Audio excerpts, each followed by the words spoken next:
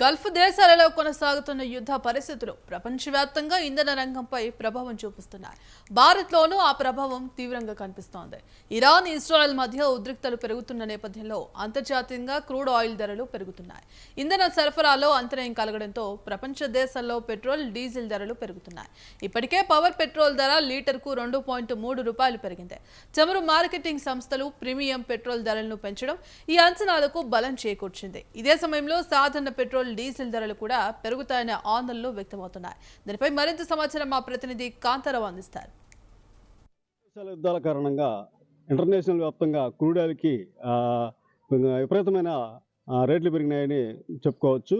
అయితే ఈ గల్ఫ్ దేశాల యుద్ధాల కారణంగా హార్ముజ్ జలసంధి మూసివేయడంతో ఎన్నో దేశాలకి రావాల్సిన చమురు సంబంధించిన ఓడలు ఆగిపోవడం, అలాగే దేశంలో అనేక దేశాలు ఈ గల్ఫ్ దేశాల మీదే ఆధారపడి చమురు ఉత్పత్తులు దిగుమతులు చేసుకునే పరిస్థితి అయితే ఉంది. అయితే దీని ద్వారా క్రూడ్ ఆయిల్కి, అలాగే గ్యాస్కు, అలాగే రేట్లు విపరీతంగా పెరిగాయని చెప్పుకోవచ్చు. అలాగే మన దేశంలో ఇప్పటికే గ్యాస్ మీద కేంద్ర ప్రభుత్వం అయితే రేట్లు పెంచిన పరిస్థితి అయితే ఉంది.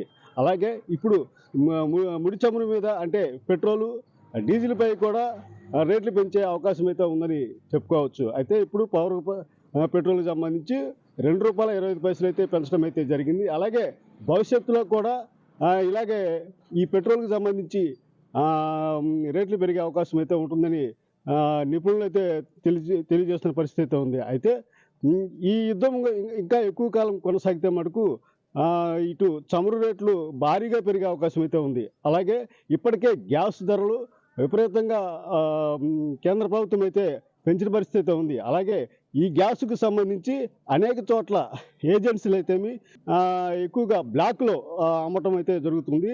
ఇప్పటికే డొమెస్టిక్ గ్యాస్ పైన ₹3,000, అలాగే కమర్షియల్ గ్యాస్ పైన ₹5,000 బ్లాక్లో అమ్ముతున్న పరిస్థితి అయితే ఉంది. అయితే భారతదేశం వ్యాప్తంగా గ్యాస్కి ఎలాంటి సమస్యలు లేవు. గ్యాసు మనకి పుష్కలంగా ఉందని చెప్పుకున్నప్పటికీ ఇక్కడ దళారులు అయితేమి, మరి కొంతమంది అయితేమి ఈ గ్యాస్ని బ్లాక్ చేసి ఇట్లా బ్లాక్లో అమ్ముకొని దందాలు పాల్పడుతున్న పరిస్థితి అయితే ఉంది.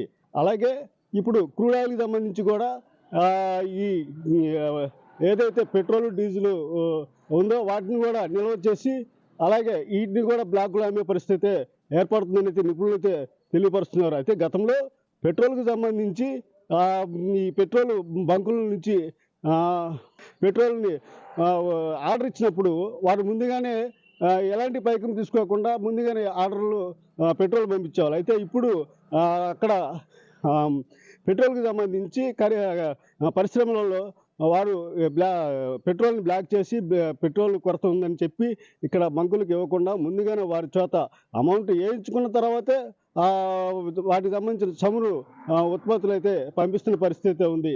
అయితే ఇలాగే కొంతమంది ఈ యుద్ధాల కారణంగా పెట్రోలు, డీజిల్ ధరలు పెరుగుతాయని నేపథ్యంలో భయపడి ముందుగానే అధిక మొత్తంలో పెట్రోలు, డీజిల్ కొని చేసే పరిస్థితి ఉంది. దీని ద్వారా పెట్రోల్ బంకుల్లో పెట్రోలు, డీజిల్ అయిపోవటము, అలాగే విపరీతంగా ప్రజలు, వినియోగదారులు అయితేమి, వాహనదారులు అయితేమి ఈ పెట్రోలు ఇక ముందు దొరకదనే పరిస్థితిలో అయితే ముందుగానే కొనుగోలు చేస్తున్న పరిస్థితి ఉంది. ఏది ఏమైనప్పటికీ ఈ యుద్ధాలు కానీ ఇలాగే కొనసాగితే ముందు ఇంటర్నేషనల్ వ్యాప్తంగా కానీ ఇటు భారతదేశ వ్యాప్తంగా కానీ ముడి చమురు ధరలు పెరిగి విపరీతమైన ధరలు పెరిగి ఇబ్బంది పడే పరిస్థితి ఉంది. అయితే ఇటు మన దేశమే కాకుండా పక్క దేశాల్లో కూడా ఇప్పటికే పెట్రోల్పై, డీజిల్పై ధరలు పెంచిన పరిస్థితి ఉంది. గల్ఫ్ యుద్ధం నేపథ్యంలో ఇతర దేశాల్లో ప్రపంచంలో 50% దేశాలు ఈ గల్ఫ్ దేశాల నుంచే పెట్రోల్ అయితేమి, డీజిల్ అయితేమి ఎగుమతి చేసుకున్న పరిస్థితి ఉంది. యుద్ధాలు అంటే ఇజ్రాయెల్, ఇరాన్, అమెరికా యుద్ధాలు త్వరగా ఆగిపోయి ముడి చమురుకి సంబంధించి ఎలాంటి ఇబ్బందులు లేకుండా ఉండాలనేది అయితే ప్రజలు కోరుకున్న పరిస్థితి ఉంది. ఏది ఏమైనప్పటికీ ఈ యుద్ధం ఇలాగే కొనసాగితే ముందు రోజులలో ఇటు ముడి చమురుకి, గ్యాస్కి అనేక ఇబ్బందుల పరిస్థితి ఏర్పడే పరిస్థితి ఉంది. కెమెరామెన్ ప్రశాంత్తో కాంతారావు, స్వతంత్ర న్యూస్, ప్రకాశం జిల్లా.